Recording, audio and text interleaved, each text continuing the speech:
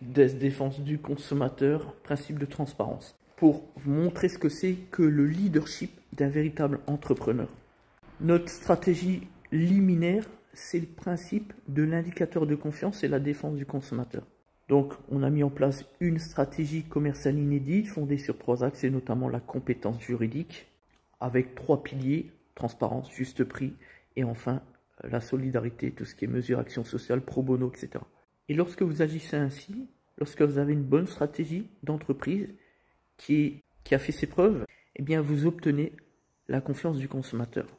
Comme cette belle histoire de ce matin, il y a quoi, 1 heure, un client nous contacte au travers le réseau Plus que Pro, site internet, pour nous demander une intervention, puisqu'il a vu nos documents vidéo sur la chaîne de l'établissement YouTube, qui a pour objet le principe de l'information objective et dénoncer tout ce qui est fraude et tant d'arnaques du secteur.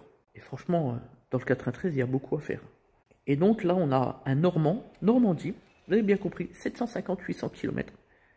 Un client qui va nous confier son véhicule dans environ 2 semaines. Et c'est pas un cas isolé. On a déjà eu des Parisiens, alors ça, tous les ans, on en a l'appel, un Valenciennois, donc Valenciennes, dans le Nord, et je dis Finistère, comme là, Normandie, Brest, Caen, etc.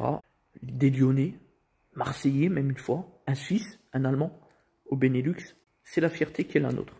C'est le leadership qui est le nôtre. Restaurer le climat de confiance, c'est très important aujourd'hui dans notre économie, en tout cas en 2025, où il existe tant d'impostures dans le secteur notamment automobile.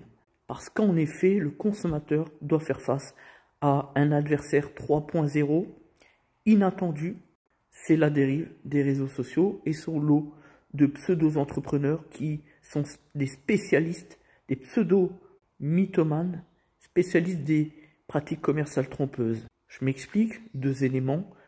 D'un côté, vous avez les faux avis clients, 2 stratégies. Soit on bâtit de faux profils pour s'octroyer à soi-même, donc prestataire professionnel, des avis positifs, soit on vient dénigrer son concurrent direct ou voire même indirect à côté de soi, dans l'achalandage à proximité de son entreprise.